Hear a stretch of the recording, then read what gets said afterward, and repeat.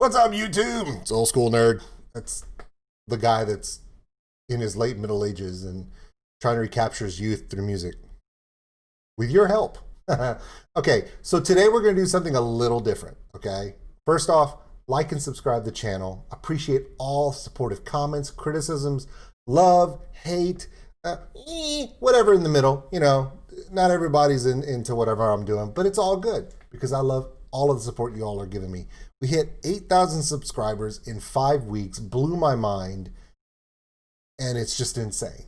And the best part about it is all the really amazing videos that people are saying, oh my God, it's so great, and da-da-da-da-da-da-da-da, they're your suggestions. So technically, you guys reached 8,000 subscribers. Good job. So we're gonna do something a little different. I'm a huge nerd, hence the name, Old School Nerd. And when you are a nerd, you love two things. You love sci-fi and you love math. Yes, math. It's where you take numbers and mix them up and it supposedly like prove shit. Okay, so some of you know that I'm an engineer, so I'm kind of into math. Well, one of the things I do love is studying data. And I know this video is so exciting, can't you tell? But I'm gonna make it exciting for you. What I've done is I've done my own analysis before. And I found this one particular analysis that someone did. And this channel, I love this channel. Check out this channel. This channel takes data, raw actual data, and presents it in a comparison form. And they do data on all kinds of stuff. Food, movies, TV, anything, they do it. And it's kind of cool to watch it because you get to see how things kind of work together. Well, this one is the most popular sci-fi movies from 1968 to 2019. Now, we've all seen lists where they show the biggest box office, or the most DVD sales, or the most this, or the most money made, but does that really tell you which one's the best? Do they take in how much money or currency changes in value from 1968 to now? I mean, let's be honest. Back in 1968, a gallon of milk was a quarter. It's not a quarter now. You know, it was 10 pence back in the day. It's not now. Euros didn't even exist. There was no internet. There were no streaming services. The only way you could make money back in 1968 was to literally go to the movies, box office money, or you had to buy a copy of the actual film, have a projector in your house, and watch it. So back then, when you had a movie that would come out, it would come out in the big theaters, right? And then after it's run in the big theaters, it would then go to smaller theaters. So the only way somebody could watch a movie multiple times was to go and see it and pay money. Of course, money wasn't expensive back then. Then in the 1980s, you see a big, huge boost in movies because VHS and DVD sales began in the 90s. And the issue with that to now is a little bit different because when you're dealing with all of those situations, streaming services are more cost effective for us. They're cheaper for us to stream movies, but the movies themselves don't make as much money because they're having to share your $14 a month on Netflix. Got it? Whereas back then, if you bought a DVD or a VHS, when they first released, they were $20 a pop. Okay? And so that was $20 that went to the vendor, the manufacturer, and then to the movie studio. So they were making a lot of money like that. So the money made in the 80s and in the 90s was exponentially higher because of the marketability of movies, plus TV deals, things of that nature. And then once you get into the late 2000s, our age now, where you're into the 2010s and to now, where you have people with streaming services. Now, the streaming services don't make the movie theaters as much, but the internet is everywhere now, across all borders, all over the world, on mobile. So streaming services can actually make the movies just as much money, if not more, and the value of currency is higher. But what would happen if you took 2001: A Space Odyssey and changed the value of whatever currency it's in, a dollar, a pound, a euro, a yuan, whatever it is, and you made it the same as now? Would it value the same? I'm talking so much that I've actually broken my camera. I've got to adjust this camera does this every time I move too much, and it tries to autofocus, and it's the shittiest autofocus ever. So, okay, I'm back. Okay, here we go. Let's get started. I'll try not to stop it too much unless there's something I want you to know. And what I do want you to know first is the reason why we're starting in 1968 was because before 1968, sci-fi movies were a subgenre. Kind of like a lot of anime is now, or video games were in the 1980s. Okay? Nobody would think about a sports league for video games like League of Legends or Call of Duty or whatever's popular in e-gaming now, even being a thing back in the 80s. It was just video games. Well, back in the 1950s and 60s, sci-fi movies were just things that were just campy movies that really had no credibility. And in 1968, Mr. Kubrick made a movie called 2001: A Space Odyssey. And what you're going to see in these films is I have three things that I want everyone to pay attention to. There's a thing called the sequel curse, that a movie, when it originally releases, does great, and every sequel does bad. This is not just a myth, it is a historical fact in data, okay? I know some of you feel that Batman Returns was not as good as Batman The Dark Knight, and I would agree, but that's because of Heath Ledger. And that brings me to my second point. You will notice that when there's an event, that something catches the public eye, not just the nerd sci-fi fan eye, but it crosses barriers and creates a buzz, then not just sci-fi fans see it, but it has a cross-cultural appeal, which when it relates, you see a big spike in that movie's popularity. See what I'm talking about? And the third one is, anytime you bring something, the newest, the best, the newest, most shiny thing in the world, everybody wants to see it. And you'll see that as well. You'll see that a few times. And the first time that ever happened was in 1968 for sci-fi movies, when 2001: A Space Odyssey brought stuff that nobody had ever seen on camera, which was realistic space travel personified, with a thriller that would appeal to broad audiences.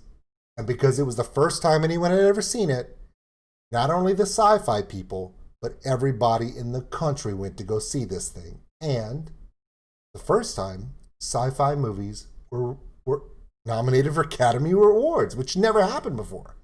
So, as you can see before we start, Journey to the Center of the Earth, $20 million. Right here, we're April 1968, okay? Okay, that's when Space Odyssey came out. And this is right here in April. I will stop at certain points to tell you that certain things are about to happen.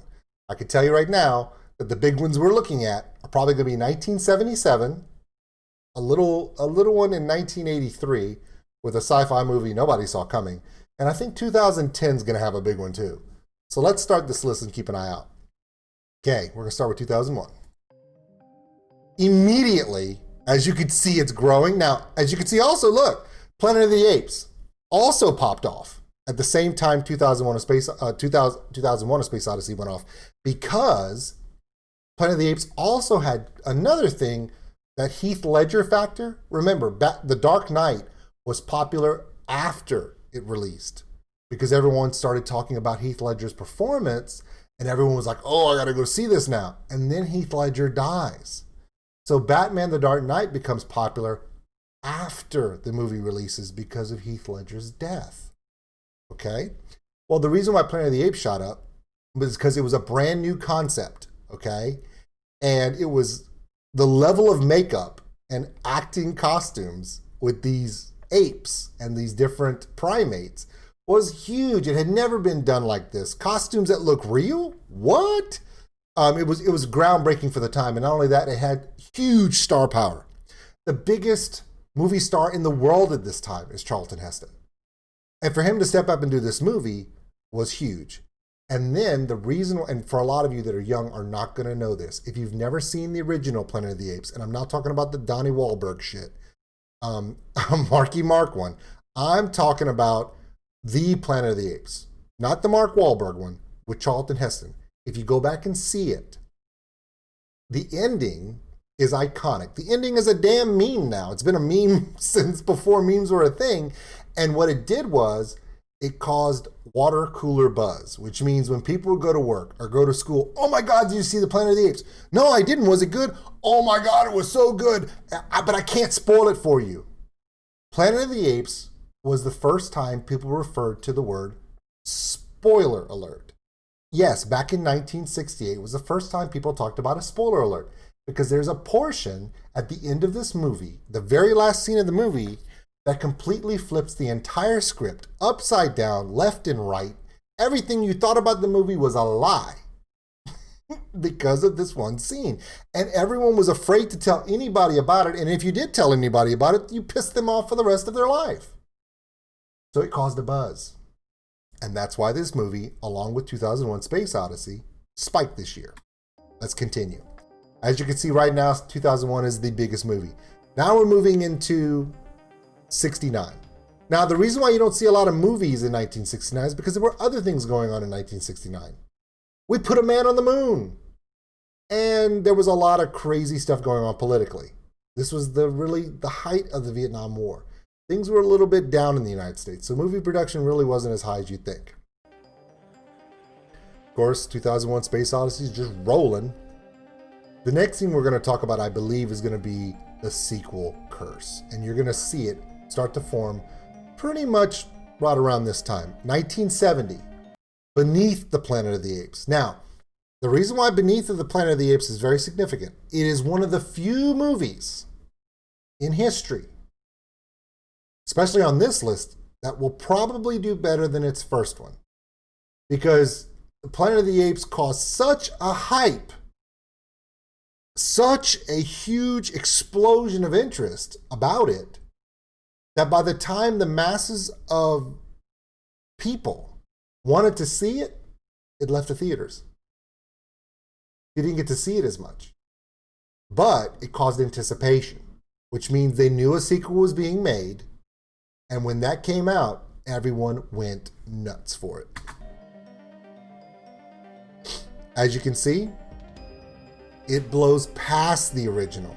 Not a lot, just enough, because of the hype over the first one. And if you noticed that all of a sudden Planet of the Apes starts to pop up at the same time, they did something they've never done before either.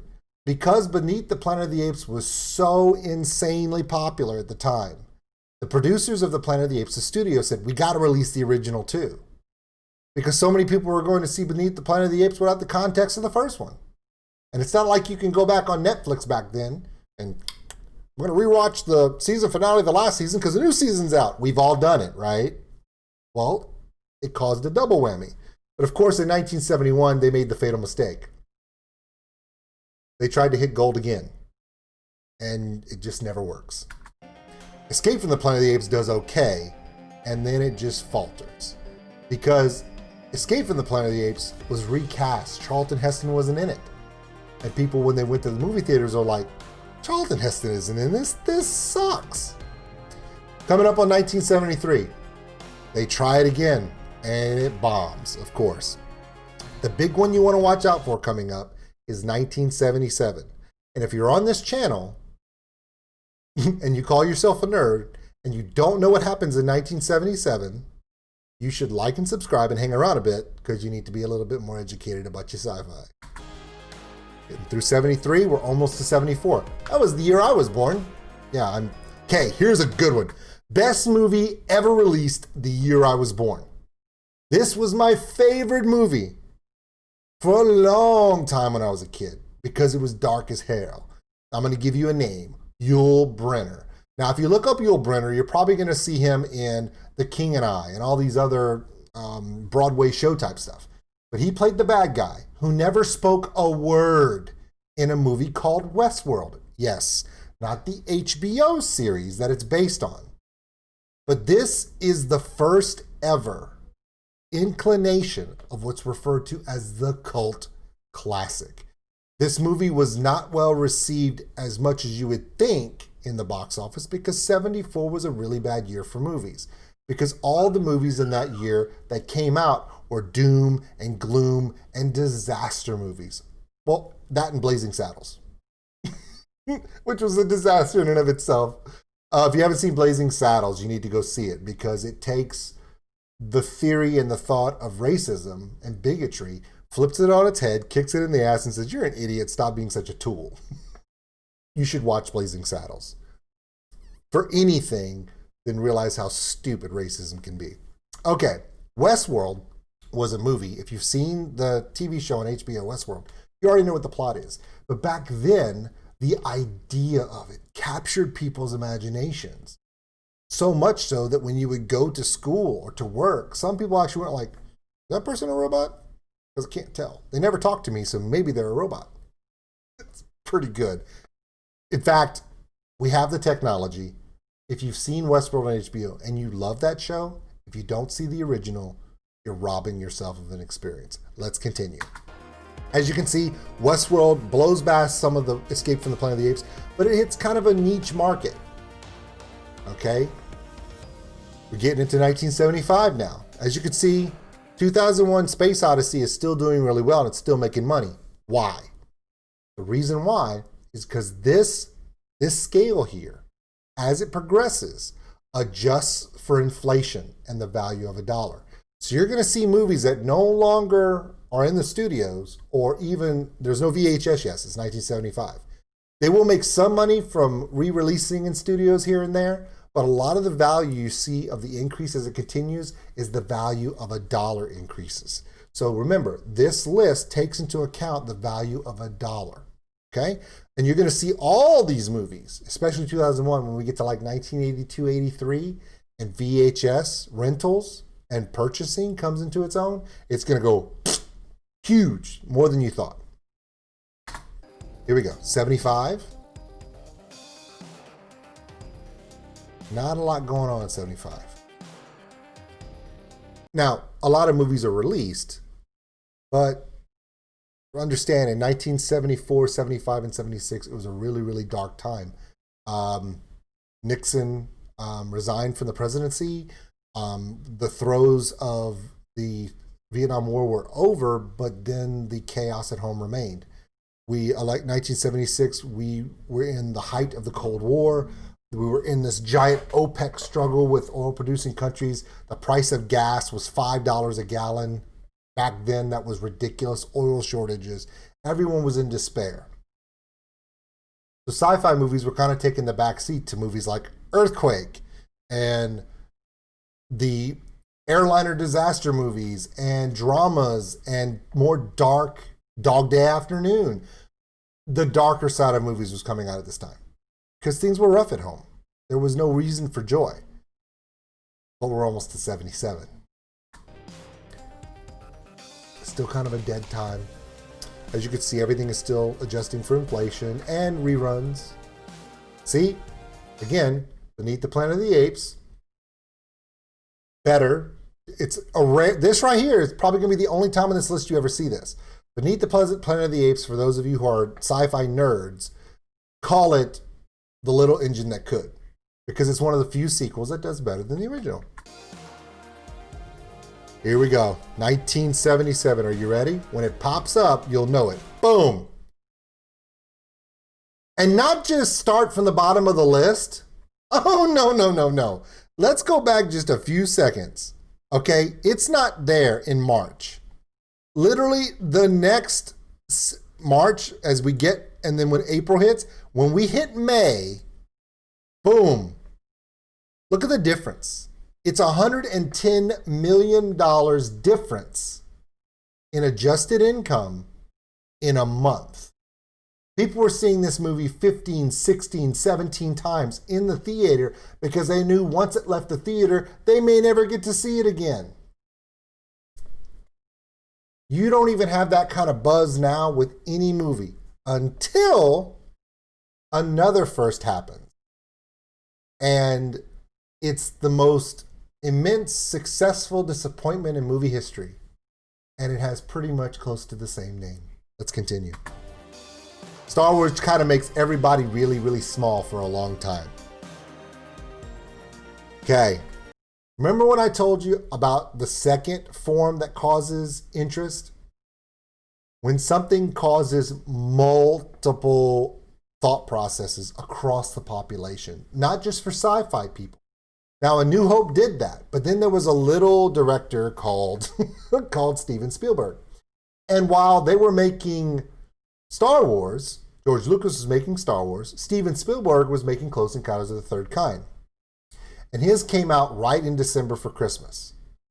So it shot up like a rocket as well. Now, compared to Star Wars, it didn't do as well. But if we took Star Wars off the list, it is the top grossing sci-fi movie of all time.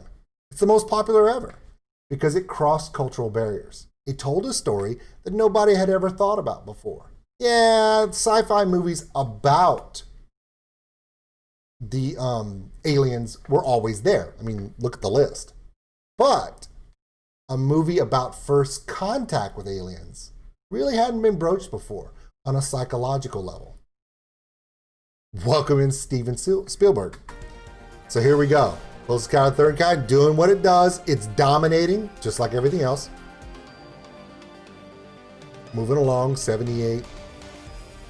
Here we go. 1978 Superman. Now, iconic first. Now, understand that no one is going to catch Star Wars until way under. And we know which movie's going to do it, okay? There's a couple movies that do it, but they also have something that Star Wars had, which was a nuance. Like, this is something we've never seen before. You're going to see a lot of that first time ever on the big screen, this idea, subject, or technology, you're going to see those pop to the top of the list. You're just going to see it. And you're also going to see the other rule that I told you about the sequels, and then you're going to see something with cross-cultural thought process. In 1978, okay, the reason why Superman hit was for two reasons. Number one, it was the first time Superman was on the big screen. Everyone's going to go see it, and it was a really good movie. The other reason why was it told a story that wasn't being told yet since Star Wars. It was a story of hope, a story of goodness, about the good guys actually winning. Classic storytelling. Superman does its thing. We're getting close to 1980 now. There's Alien, horror movie, Sigourney Weaver. Now, this movie did really, really well because it was one of the most scary movies for sci-fi out there that really took it to that next level. Of course, again, it was also nuance. And everyone remembers the blah out of the chest scene. That was another thing. The reason why Aliens was so popular, it also had a meme before a meme. Just like Planet of the Apes, with the plot twist at the end, Aliens had the alien coming out of a human chest. That was something that you just did not do back then. In the 50s, 60s, and 70s, up until that point, you couldn't show a human body being mutilated on camera. Even in Star Wars, when Obi-Wan Kenobi cuts the dude's arm off in the cantina, in Mos Eisley's cantina, what happens? You see the sword flash, you see the guy go, oh, but you don't see the arm go flying off. You just see the arm on the ground because they never showed a mutilation of a human body in action. This was the first time you see that in a movie that's allowed. And that's why Alien was a rated R movie at the time. In fact, it almost was banned because of it. And of course, word spreads. You got to see this. What is it? I can't tell you. You got to go see it for yourself. It freaked me out, man. I'm talking 1979. Man, it freaked me out, bro. So there you go. That's why. Cross-cultural appeal, rumors. Oh my God, you have to see this. That hype that normally we rely on the internet and social media for was word of mouth hype. Took Aliens up. Star Trek comes in, does its thing. Now look, honestly, Star Trek tried, but the first Star Trek movie was a flop. Because at the time, those of you who have read some of the books about Star Trek, the most popular movies in Star Trek are Star Trek II and Star Trek IV. Because they were just really well done by Nicholas Myers and Leonard Nimoy particularly.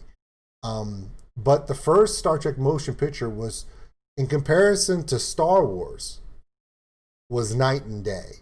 Star Wars was battles and lasers and lightsabers and ships fighting and da-da-da-da. Star Trek 1, the motion picture, was, okay, What are we looking at? Okay, let's get there. 20 minutes later, are we here? Maybe, not sure.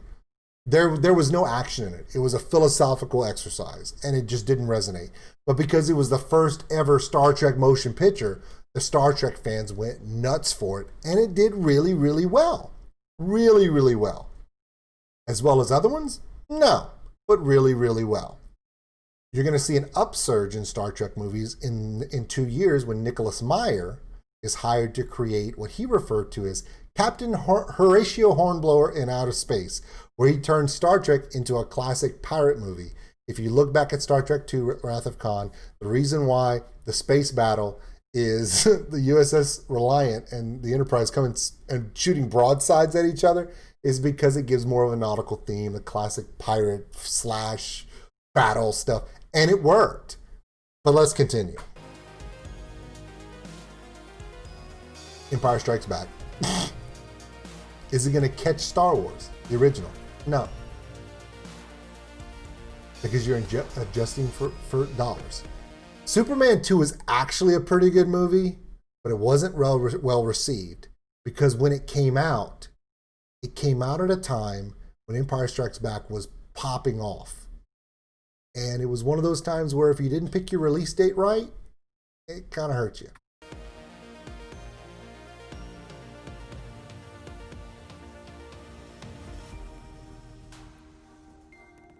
There we go. 1982. E.T. shocks everybody. Again, it's that sneaky Steven Spielberg. This was something that was completely different. This was the first time that you saw the alien not as an aggressor, not as an invader, not Amazon killer women from the moon or Mars. This was a time where extraterrestrial was lovable and connectable and vulnerable, and you just wanted him to win. It was a feel-good story. Up until this time, every movie about aliens were coming to kill you and steal your children. This one was all about the love. An entire candy was made for this movie. Reese's Pieces was made for this movie. It didn't exist before that. Reese's Peanut Butter Cups did, but to make a Reese's Pieces, which is M&M's but peanut butter, was for this movie. In fact, the video game E.T. on Atari, which I still have, by the way, you gave him Reese's Pieces to make him feel better. The toy sales of this little doll, the E.T. little stuffed animal, through the roof. Insane. Watch. Get out of my way, get out of my way, get out of my way, Star Wars. Now, you have Blade Runner, Time Bandits. Now, here's the thing. Now, look at the situation. This is where you start to see the curve, where sequels do not do as well as originals. They just don't. Now, here's the thing. So many of you Star Wars fans believe in your heart, and I'm one of them, that Empire Strikes Back is by far the best Star Wars movie. And I agree with you. However, the original Star Wars caused such a phenomenon for what it was that everybody and their grandma was seeing this movie.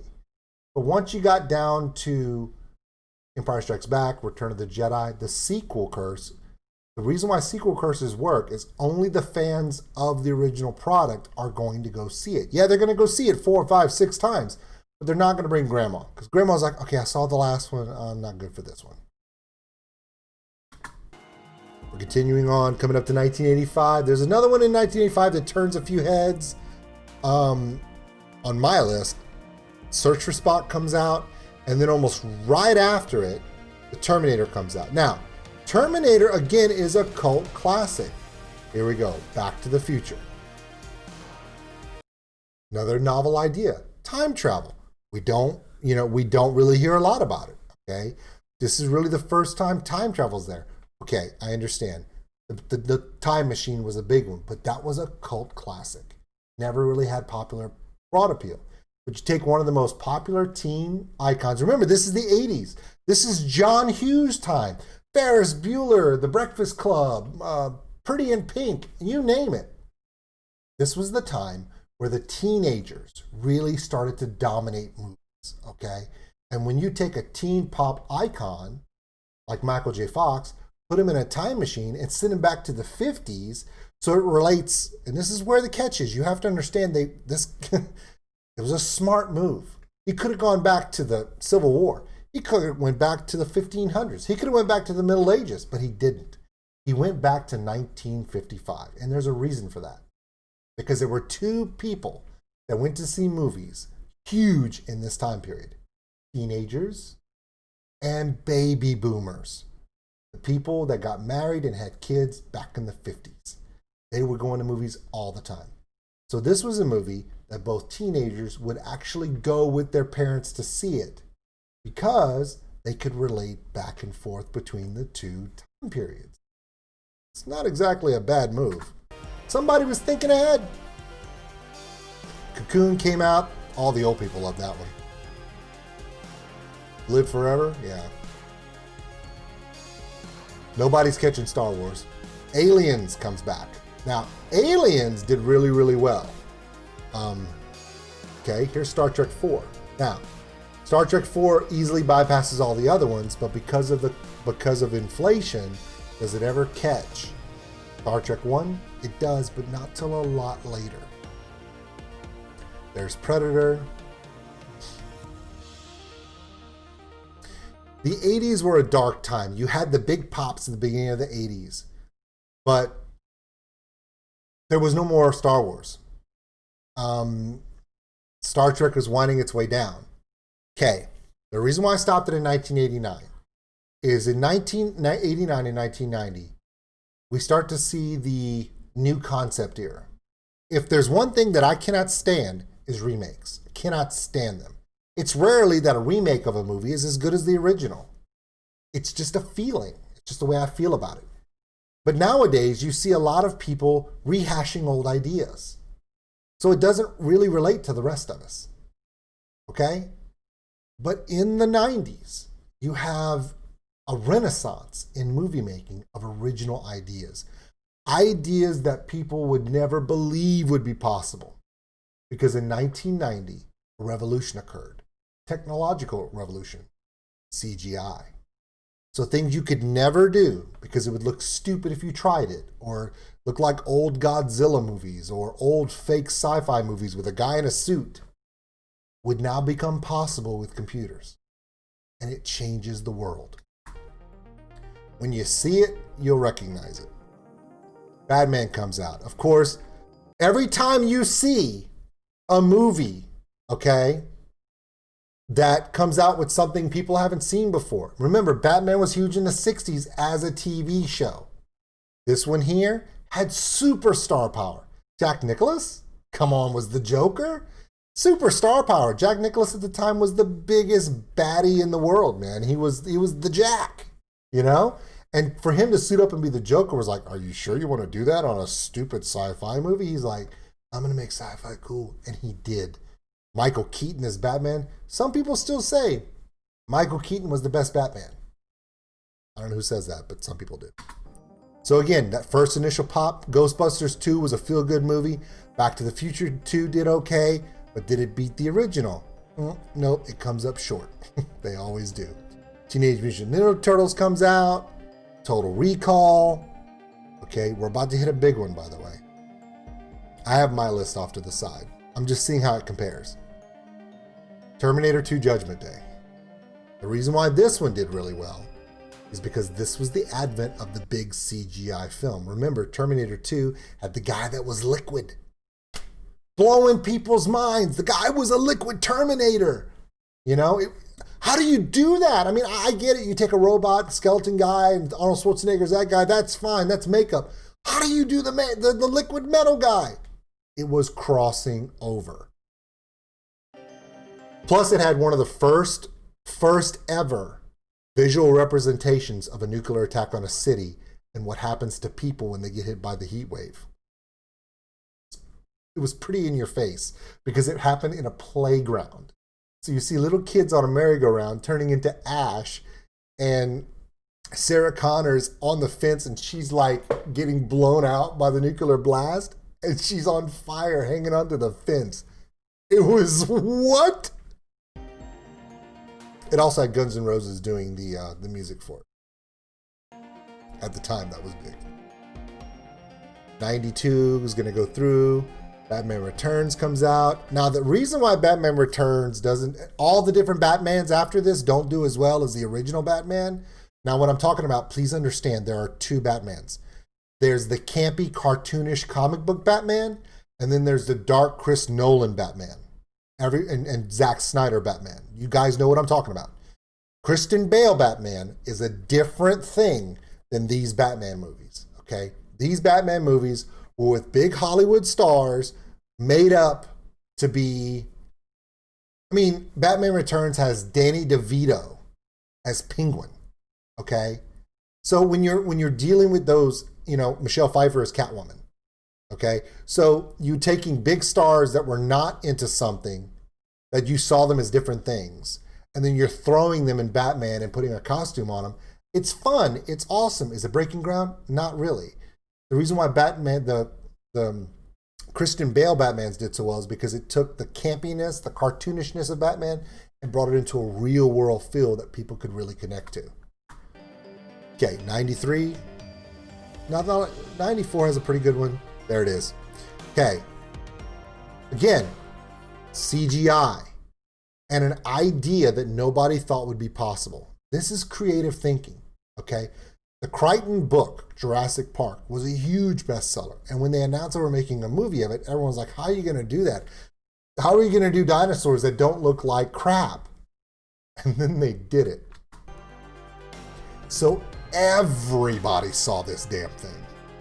And at the time, it blew out everybody except for the big two. Of course, this is also the heyday of DVDs. So your Star Wars and ET are pretty safe right now. Plus, they're adjusting for inflation. As the dollar rate increases, their money is going to continue out. Now, at this point, if you look at it, based upon inflation, if you're looking at it in today's dollars, the original Star Wars already broke $1 billion and is almost to $2 billion. Now, everyone will tell you that the first movie to ever break $1 billion was Avatar. In its current dollar rate. If you're adjusting for inflation, the worth of money now, Star Wars already did it, E.T. did it, Jurassic Park did it. That's how money is different. So if you want to talk about the popularity of movies, not just the box office, if you adjust for inflation, DVD sales, VHS sales, reruns, all this other stuff, what is the most popular? So it's already, in today's money, it's already broken $1 billion. All three of them have. And Star Wars Empire Strikes Back is about to break $1 billion. Batman Forever, that was the one with Tommy Lee Jones as Two-Face and the Riddler, which was, God, what's his name? Stupid dickhead from Liar, Liar, and In Living Color. Anyway, can't remember his name right now. I'm trying to remember so many names, it blew my mind. Ace Ventura, Pet Detective. Independence Day. This one had huge cross-cultural appeal. This was a massive movie. Okay, everybody went to see Independence Day because we went back to the alien invasion, but it was a buddy cop movie. It had Jeffrey Goldblum and Will Smith, and I remember that my ex-wife at the time went out to go see this movie with her friends, and they were so into Jeff Goldblum, right? That they were smoking victory cigars after the movie, okay? This was a movie that wasn't just for sci-fi buffs. This was a movie for the masses. They went nuts for this movie because it was a cross-cultural thought process. This was really one of the first times that you had an African American as a starring role in a sci-fi movie, a blockbuster. And at this time, Will Smith was the biggest movie star in the world. And that all ended with Wild Wild West. Okay. It's true, though. Jurassic Park, Lost World, Men in Black did really, really well. Again, novel theme, great effects, good story. We're getting close to some big ones. Armageddon, it's going to come up quite a bit there. Okay. The biggest successful piece of crap to ever be released occurred. Now, the reason why episode 1 is going to shoot up on this list is not because it's a great movie. It's because it's literally been,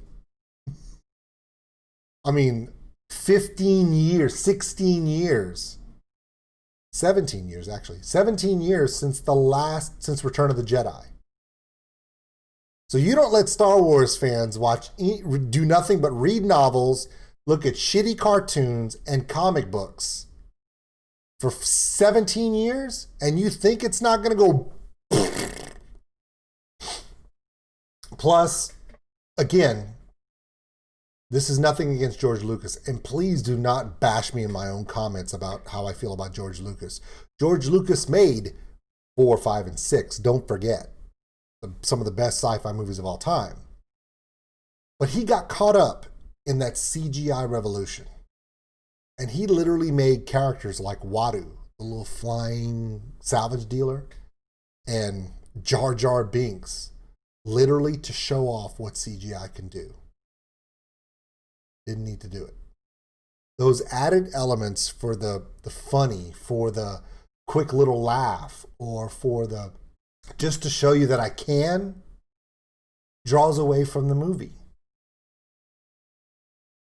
You had Liam Neeson in this movie, and you couldn't make it work. But, to be honest, let's be honest. When you saw Darth Maul light that double-sided lightsaber, you geeked out. You did. It's going to blow by a lot of stuff. It was so hyped. But if you adjust for inflation. Now, The Phantom Menace at the time, box office wise, not adjusted for inflation, was the biggest movie of all time. But if you adjust for inflation, the value of the dollar, nope.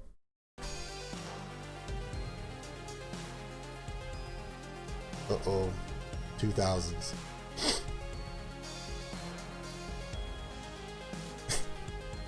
Nothing even gets released that goes hype for a while, by the way. Because you're also dealing with post 9/11, so a lot of movies were held off. You'll see it. There's a big one coming up. A really big one. Attack of the Clones, let's not even talk about it. Oh, and episode 3 is coming up. Let's not talk about that one either. Just waiting for it. Spider-Man and The Matrix. Okay, now here's an interesting one. Okay. Spider-Man did really well because, again, if you notice, the original Superman, the original Spider-Man, and the original Superman all do really well because it's the introduction into big screen movies of a beloved cartoon character that everyone loves. So yes, it's going to do really well. Here's where it gets weird. People are wondering, like, why is The Matrix Reloaded on this list, but not The Matrix? The Matrix didn't do well at the box office. It did horrible at the box office.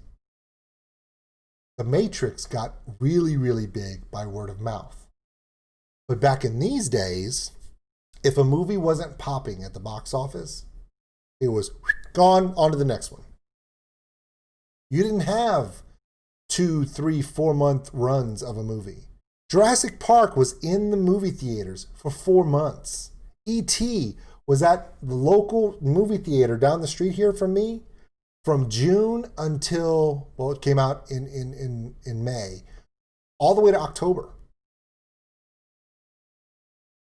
Nowadays, if a movie isn't popping in the first 2 weeks, they'll yank that sucker and replace it with somebody else. But The Matrix popped off after that. And then what happened was it became so popular that when they announced the next one, everyone went to go see it. I was immensely disappointed at the ending.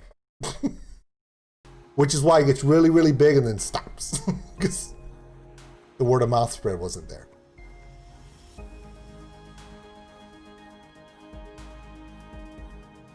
Spider-Man 2, sequel, doesn't do as good. And yes, we're still adjusting for inflation, so Star Wars is rolling.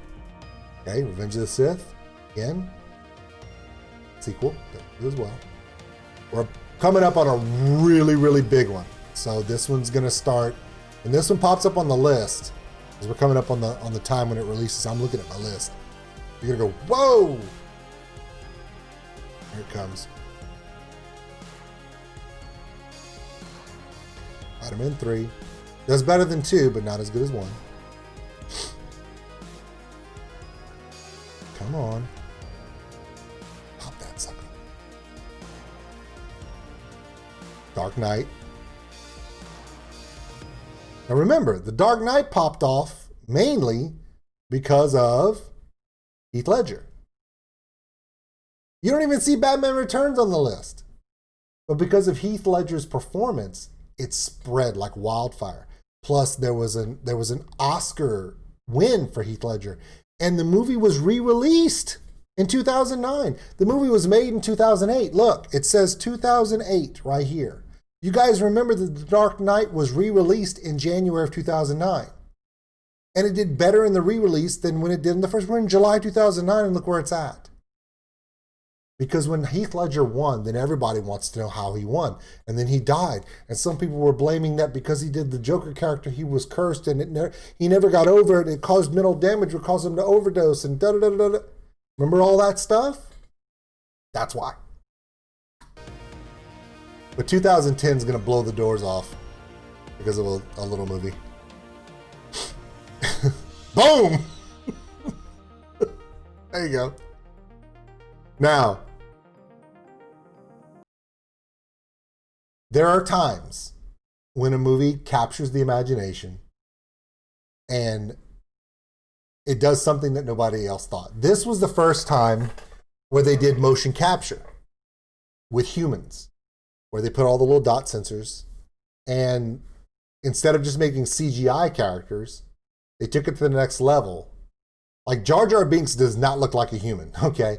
But they take these aliens from Pandora, the Pandarians, and they have all the same facial features and body-like features of the humans that play them, because that makes them relatable. And the special effects were immense. That's why it took forever to make this movie. And this movie was the most expensive movie of all time. This movie made so much money that Disney did not create the land of Avatar. They didn't open it for almost 10 years after the movie came out. They didn't open it until like 2018, 17, 18 at Disney World. But the movie was so popular that everyone went to see the Pandora section of Animal Kingdom at Disney World. And the ride, the Flight of the Avatar ride, to this day is still a 3-hour wait. To this day. I know, I've stood in it. Avatar is not going to be touched for a while, by the way. But we're about to hit something that was fairly unique. Have you noticed that there is no Iron Man on here? There's no Iron Man 2? You know we're coming up on the Avengers, right? And we're coming up on Iron Man 3, right?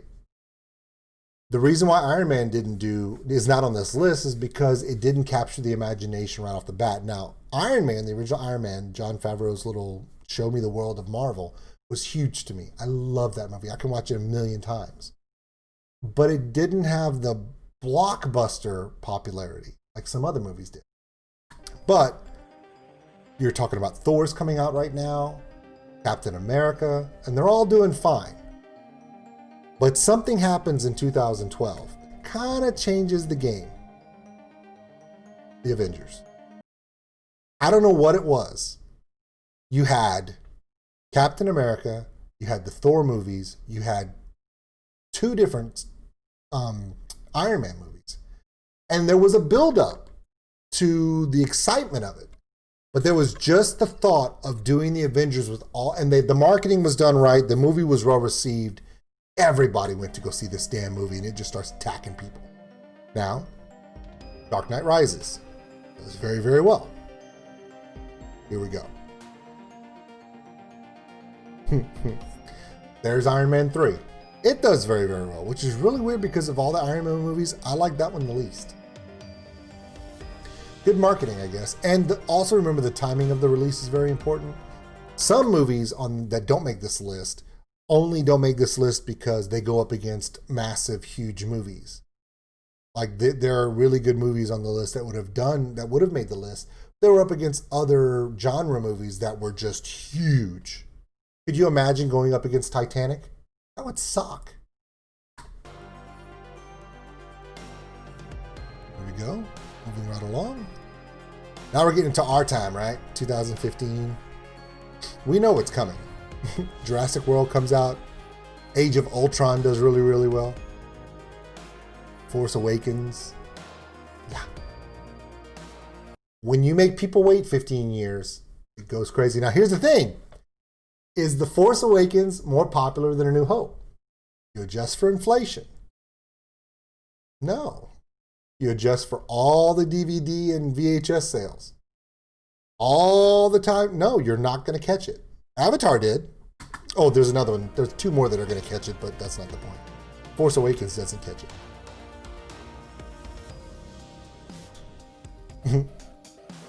Watch this. I know it's coming. It's gonna be hilarious. You know what you don't see yet? Do you see The Last Jedi on there? Yeah, me neither. There it is. Infinity War. Huge. Wait. Here's The Last Jedi down here. The reason why everyone went to see The Force Awakens is because they just wanted Disney to do it right.